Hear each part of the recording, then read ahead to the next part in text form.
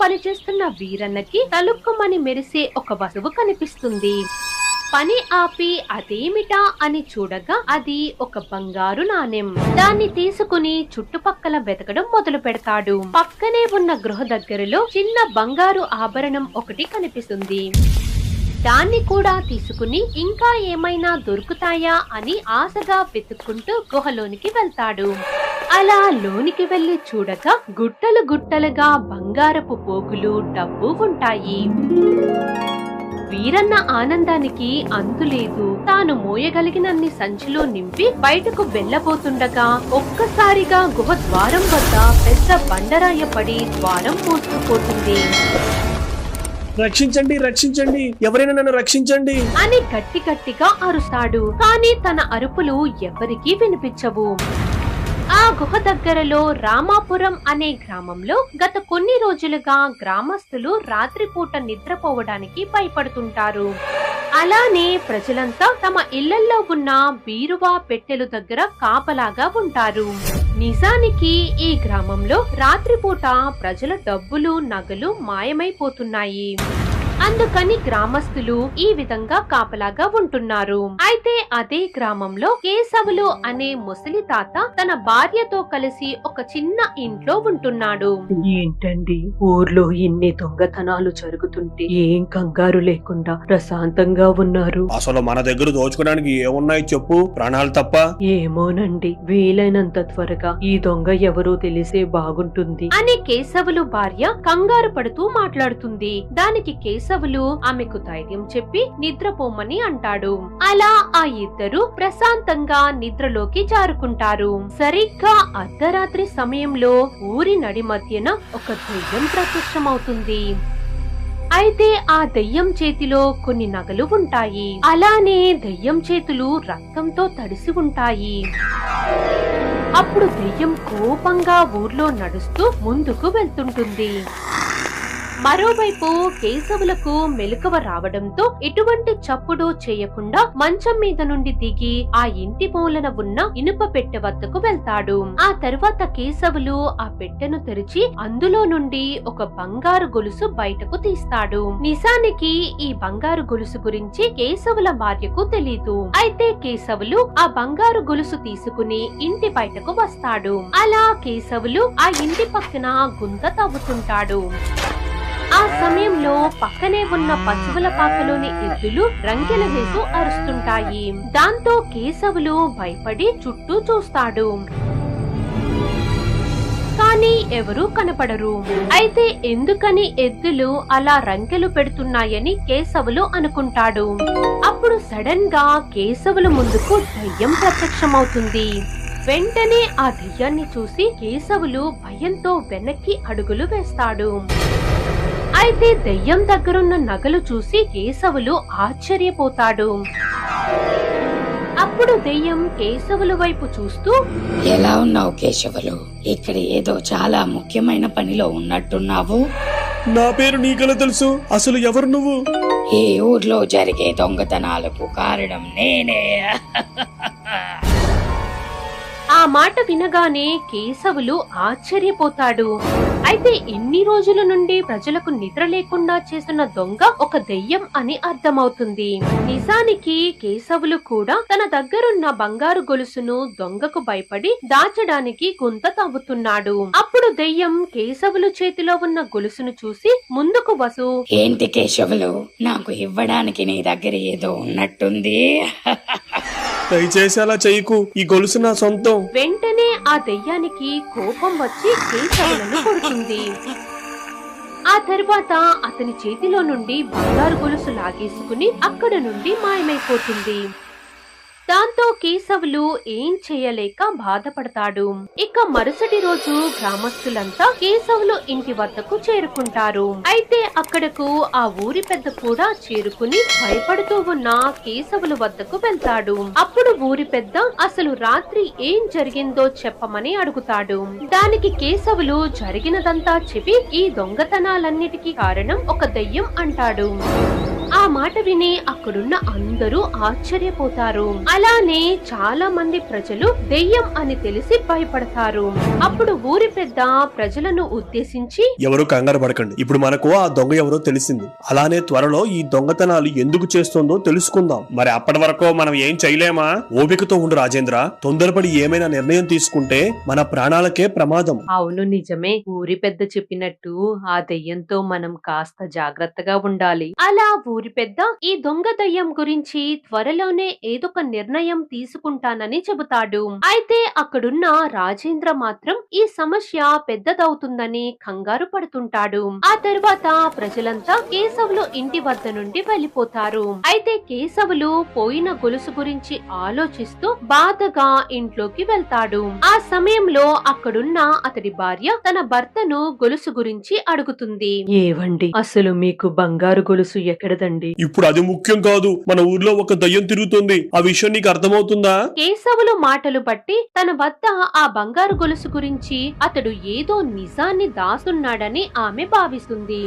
మరోవైపు గ్రామానికి దూరంగా ఉన్న ఒక చీకటి గుహలో దయ్యం ఉంటుంది.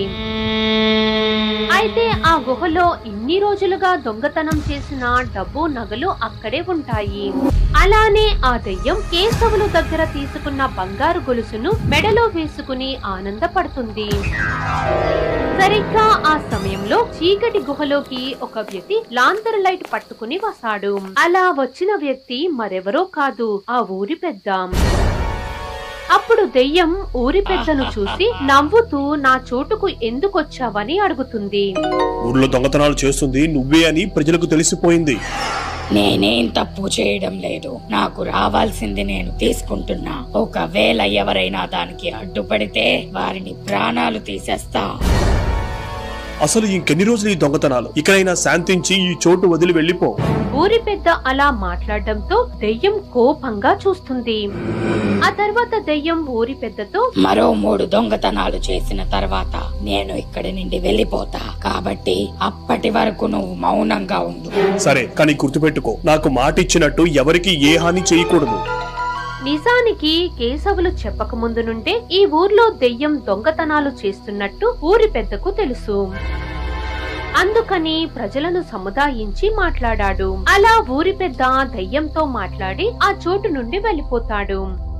అయితే చీకటి పడగానే ప్రజలంతా భయంతో ఇళ్లల్లోనే ఉంటారు. అలానే రాజేంద్ర తన ఇంటి బీరువా వద్ద నిలబడి అందులో ఉన్న డబ్బులు చూస్తుంటాడు. అప్పుడు రాజేంద్ర భార్య ప్రియా వచ్చి మాట్లాడుతుంది. ఇక్కడేం చేస్తున్నారు? భోజనం తినడానికి రండి. ఈ డబ్బు నగలు వదిలి ఎలా రమ్మంటావు ప్రియా? ఇప్పుడు మీరు ఆ దెయ్యం దొంగతనం చేయకుండా ఆపేస్తారా? భార్య అలా మాట్లాడడంతో రాజేంద్ర ఆమెతో అసలు ఆ దెయ్యం సమస్య పోయే వరకు తనకు మనశాంతిగా ఉండదని అంటాడు. అయితే భర్త పిచ్చి మాటలకు చిరాకు వచ్చిన ప్రియ, సరే మీకు నచ్చినట్టు చేసుకోండి అని ప్రియ గదిలో నుండి వెళ్లిపోతుంది. అయితే రాజేంద్ర మాత్రం బీరువాలో ఉన్న డబ్బు వైపు చూస్తూ నిలబడి ఉంటాడు. అలా సమయం గడుస్తూ ఉండగా రాజేంద్రకు ఒక ఆలోచన వస్తుంది. అదేంటంటే బీరువాలో ఉన్న డబ్బు మొత్తం దేవుడు గదిలో పెడితే ఒకవేళ ఆ దెయ్యం వచ్చినా ఏం చెయ్యలేదని అనుకుంటాడు. దాంతో రాజేంద్ర బీరువాలోని డబ్బులు నగలు తీసి అక్కడ మంచం మీద పెడుతుంటాడు. ఆ తర్వాత మొత్తమంతా కలిపి మూట కట్టాలని భావిస్తాడు. సరిగ్గా ఆ సమయంలో అమాంతం బీరువా కింద పడిపోతుంది. వెంటనే ఆ సౌండ్ కి రాజేంద్ర ఉలిక్కి పడతాడు. కాకపోతే గదిలో వచ్చిన సౌండ్ హాల్లో ఉన్న ప్రియకు వినపడదు. అయితే రాజేంద్ర కంగారు పడి మంచం మీద ఉన్న డబ్బులు నగలను పట్టుకుంటాడు. అప్పుడు కిటికీ బయట నుండి ఏవో శబ్దాలు వినిపిస్తుంటాయి. దాంతో రాజేంద్ర కంగారు పడి కిటికీ వైపు చూస్తుంటాడు. అయితే కొన్ని క్షణాల తర్వాత దెయ్యం గదిలో ప్రత్యక్షమవుతుంది. అలా దెయ్యాన్ని చూడగానే భయంతో రాజేంద్ర కాపాడమని గట్టిగా అరుస్తాడు. ఆ సమయంలో దెయ్యం నవ్వుతూ రాజేంద్ర వైపే చూస్తుంటుంది. అప్పుడు రాజేంద్ర కాస్త ఆలోచించుకుని, అదిగో ఆ డబ్బు మొత్తం తీసుకో, నన్ను మాత్రం వదిలే. మీరంతా కలిసి నా ఆస్తి మొత్తం దోచుకున్నారు. ఇక ఇప్పుడు నా వంతు. నన్ను క్షమించు. ఆ రోజు నిన్ను చంపడానికి కారణం ఆ కేశవులు. అతను చెప్పినట్టే మేమంతా చేశాం. ఇప్పుడు అందరి తప్పులకు శిక్ష పడే సమయం వచ్చింది. నీతోనే మొదలు పెడతా అని దెయ్యం రాజేంద్రను చంపేస్తుంది. ఆ ఆ తర్వాత దెయ్యం అక్కడున్న గోడ మీద రక్తంతో చేతి గుర్తులను వేసి మాయమైపోతుంది. దాంతో మరుసటి రోజు రాజేంద్ర చనిపోయిన విషయం ఊర్లో అందరికీ తెలుస్తుంది. అయితే ఈ హత్య చేసింది ఆ దొంగ దయ్యం అని ప్రజలకు అర్థమవుతుంది. ఆ సమయంలో ఊరి పెద్ద కోపంగా దయ్యం ఉన్న గుహ వద్దకు బయలుదేరుతాడు. అలా ఊరి పెద్ద అక్కడకు చేరుకున్న సమయంలో దయ్యం అక్కడున్న డబ్బు నగలు చూసి నవ్వుకుంటుంది. చూడు నా దగ్గర ఎంత సంపద ఉందో. అసలు నువ్వు చేసిన పనేంటి? ఎందుకని రాజేంద్రని చంపావు? ఆ విషయం పక్కన పెట్టు. ఇదిగో ఈ గొలుసు చూడు, బాగుంది కదా అని దెయ్యం మాట మారుస్తూ ఊరి పెద్ద అడిగిన దానికి సమాధానం చెప్పకుండా మాట్లాడుతుంది.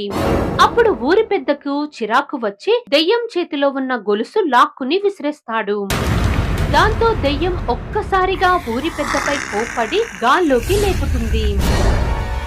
అప్పుడు ఊరి పెద్ద భయంతో వదిలేమని వేడుకుంటాడు. నేను ఎవరనుకుంటున్నావురా? ఈ ఊర్లో ప్రాణాలు కోల్పోయిన సులోచనా దేవిని అని చెప్పి ఊరి పెద్దను దెయ్యం విడిచిపెడుతుంది. అయితే ఆ పేరు వినగానే ఊరి పెద్ద ఆశ్చర్యంగా చూస్తాడు. నిజానికి కొద్ది నెలల క్రితం ఏం జరిగిందంటే, ఇంతకీ ఏంటి విషయం? అందరూ ఇక్కడున్నారు. మీకు తెలియదు కదా, మన ఊరి జమీందారు గారి అమ్మాయి సులోచన వస్తుందంట. అవునా? వాళ్ళ కుటుంబం మొత్తం ఊరి వదిలి వెళ్లిపోయారు. మళ్ళీ ఎందుకు వస్తున్నట్టు? ఏముంది, ఊర్లో ఉన్న వాళ్ళ ఆస్తులన్నీ అమ్మేద్దామని చూస్తున్నారు. అలా వారంతా మాట్లాడుకుంటున్న సమయంలో ఒక కార్ వస్తుంది. అప్పుడు ఆ కార్ లో నుండి జమీందారు కూతురు సులోచన దేవి దిగుతుంది. ఆ తర్వాత సులోచన అక్కడ ఉన్న అందరినీ పలకరిస్తూ మాట్లాడుతుంది. ఎలా ఉన్నావమ్మా? బాగున్నాను పెద్దయ్యా. ఎన్ని రోజులుంటావు తల్లి? రోజులా? ఈ రోజు రాత్రికి పని మొత్తం పూర్తి చేసుకుని వెళ్లిపోవాలి పెద్దయ్యా. ఏమైనా సాయం కావాలంటే అడుగు, ఒక్కదానే వచ్చావు కదా. సరే పెద్దయ్యా అని మాట్లాడుకున్న తర్వాత సులోచన అక్కడున్న కేశవులు రాజేంద్రతో కొంతమందిని ఆమె బంగ్లా వద్దకు తీసుకుని వెళ్తుంది. అక్కడ బంగ్లా లోపల ఖరీదైన వస్తువులు చూసి వారంతా ఆశ్చర్యపోతారు. ఆ సమయంలో కేశవులకు దురాశ పుడుతుంది. వెంటనే కేశవులు మిగిలిన వాళ్ళని పక్కకు తీసుకువెళ్లి, మీకు ఒక విషయం చెబుతా, దానికి మీరు ఒప్పుకుంటే అందరం లాభపడవచ్చు. ఏంటది? ఇక్కడ చాలా బంగారం ఉంది, కాబట్టి మనం ఆ సులోచన ప్రాణాలు తీస్తే అంతా మన సొంతమే. కేశవులు చెప్పింది విని అందరూ ఆశ్చర్యపోతారు. అలా చేసి మనం తప్పించుకోగలమా? తనను చంపేసి ఇక్కడే వదిలేసి తాళాలు వేసి వెళ్లిపోదాం. అలానే ఊరి ప్రజలతో సులోచన తన పని చేసుకుని వెళ్లిపోయిందని చెప్పి నమ్మిద్దాం అని పథకం వేసి సులోచన ప్రాణాలు తీసేస్తారు. అలా సులోచన చనిపోయిన వారం రోజుల తర్వాత బంగ్లా నుండి బయటకు విడుదలవుతుంది. ఆ సమయంలో దెయ్యం కోపంగా తిరుగుతూ ఉండగా అటుగా వెళ్తున్న ఊరి పెద్దకు ఎదురుపడుతుంది. అయితే ఎదురుగా ఉన్న దెయ్యం సులోచన అని గ్రహించలేని ఊరి పెద్ద భయంతో వణికిపోతాడు. నన్ను చంపకు, అసలు ఎవరు నువ్వు? నేను ఈ ఊరిని దోచుకోవడానికి వచ్చాను. ఇక్కడ ఉన్న సంపద మొత్తం ఇకపై నా సొంతం. దానికి నువ్వు అడ్డుపడితే ప్రాణాలు తీసేస్తా. నువ్వు చెప్పినట్టే వింటాను, నన్ను మాత్రం ఏం చెయ్యకు. అలా సులోచన దెయ్యంగా మారి దొంగతనాలు చేయడం మొదలు పెడుతుంది. అయితే విషయం మొత్తం తెలుసుకున్న ఊరి పెద్ద కేశవులు ఇలా చేశాడు ఏంటని ఆశ్చర్యపోతాడు. డబ్బు మీద ఆశతో నా ప్రాణాలు తీసిన వారిని వదిలిపెట్టను. అందరి అంతూ చూస్తా అని దెయ్యం గట్టిగా గుహ మొత్తం దద్దరిల్లేలా అరుస్తుంది. మరిప్పుడు దెయ్యంగా మారిన సులోచన తన పగ ఎలా తీర్చుకుంటుందో చూడాలి.